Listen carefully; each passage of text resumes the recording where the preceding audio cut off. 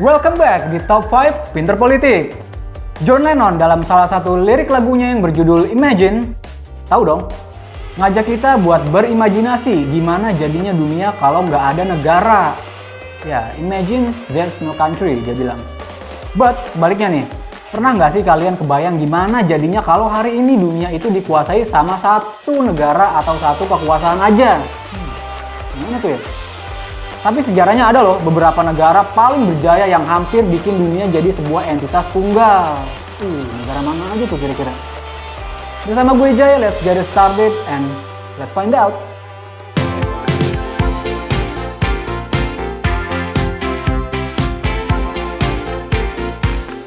Alright, Amy Chua, seorang profesor di Yale Law School, dalam bukunya yang berjudul Day of Empire, How Hyperpowers Rise to Global Dominance and Why They Fall, menganggap bahwa suatu bangsa, negara, atau sebuah empire pada intinya dapat dikatakan sebagai kekuatan dominan di dunia atau hyperpower jika berkuasa atas wilayah yang sangat luas plus mencakup populasi yang besar sehingga melampaui batas preeminence lokal atau regional dan secara politik tentunya.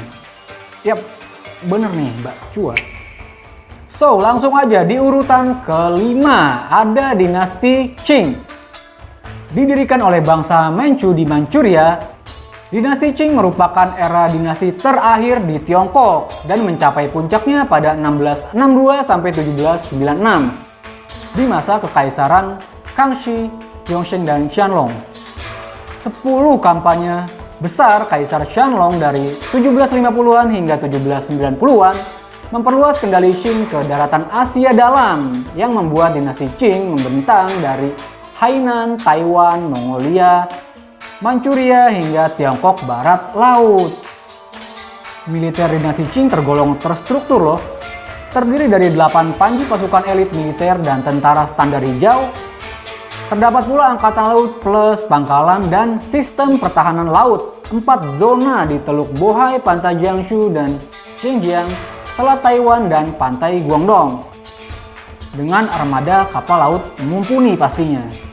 Gak heran deh kalau dinasti Qing ini mewariskan embrio militer yang kuat kepada Republik Tiongkok setelahnya pastinya.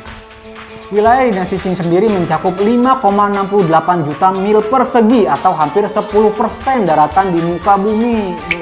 Di urutan keempat ada Spanish Empire, bukan Sunda Empire ya.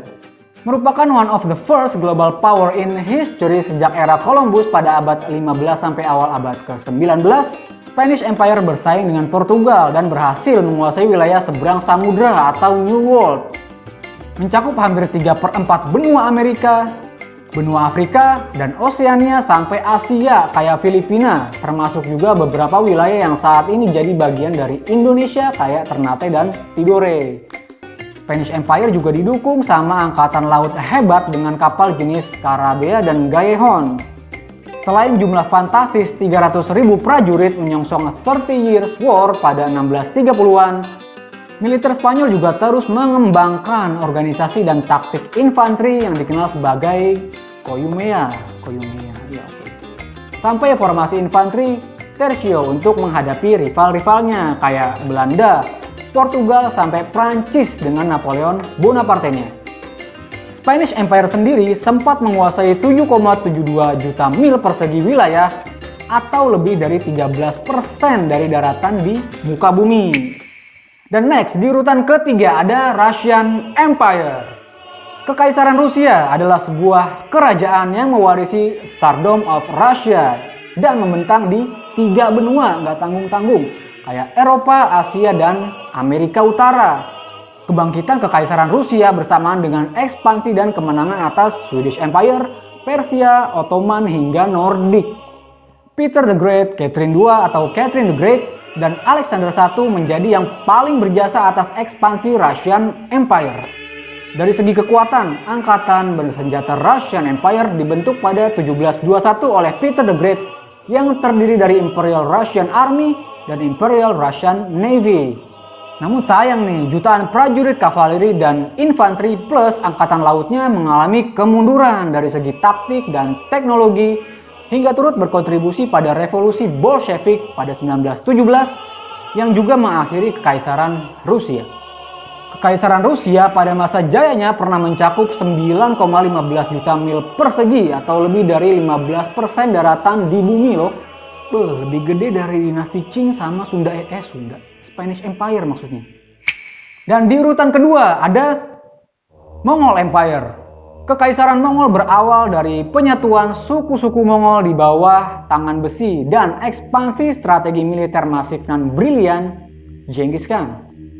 Agenda monumental yakni invasi dan penaklukan oleh bangsa Mongol ke berbagai penjuru mata angin pada abad ke-13 dan 14 membuat empire ini membentang dari sebagian Eropa Tengah di timur hingga ke Laut Jepang di barat.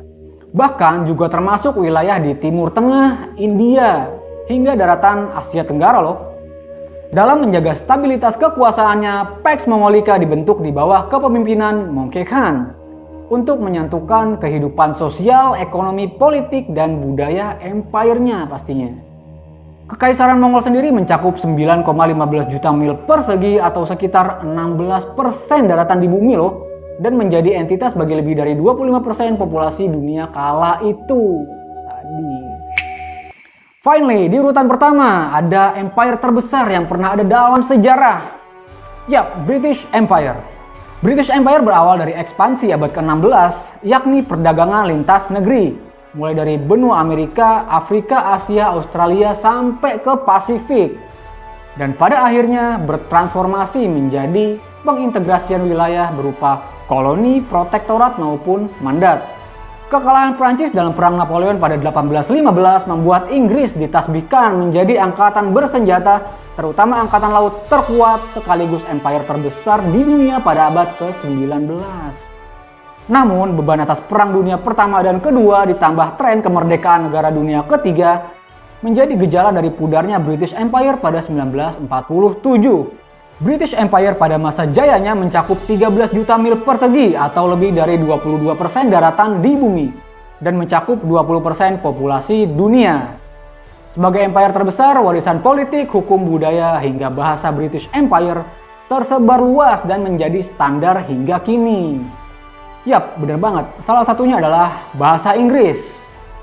Course, mate. Well, gimana menurut kalian? Ya, walaupun nggak ada yang berhasil menaklukkan 100% wilayah dunia, deretan empire tadi punya signifikansi dalam membentuk kehidupan berbangsa dan bernegara di berbagai penjuru dunia saat ini. Apalagi hampir semua empire tadi bertransformasi jadi negara modern yang sekarang masih eksis. Well, akhir kata buat yang punya opini atau apapun itu silahkan tinggalkan di kolom komentar. Jangan lupa juga untuk like dan share video ini serta subscribe channel Pinter Politik. Kunjungi juga pinterpolitik.com untuk mendapatkan berbagai artikel dan analisis keren seputar politik terkini. Stay healthy, stay safe, and stay positive everyone. Bye.